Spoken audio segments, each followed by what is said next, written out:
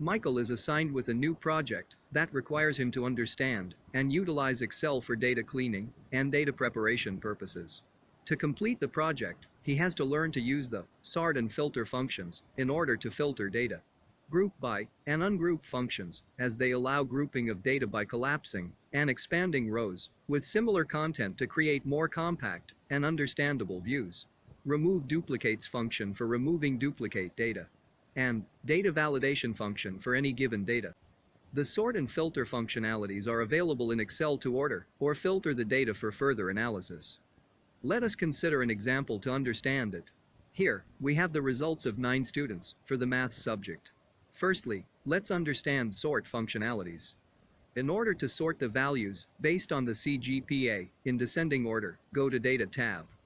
A pop-up will appear. Under this, first select the CGPA column name, and then click on Sort, and click OK. It will sort the data and give you the result like this. We can do the same on non-numeric columns and multiple columns as well. Let us see how we can sort names in ascending order.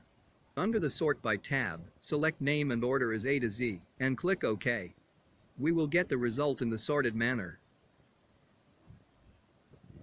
Filter option allows us to choose any column we would like to filter the data on. Let us consider the same example. Now to filter the data, under Data tab, click on Filter. For example, we want to see the CGPAs that are greater than or equal to 4. So, we will choose the greater than or equal to option from the drop-down and then mention the number. In this case, it is 4.0. Then it'll filter all data and give results in this order.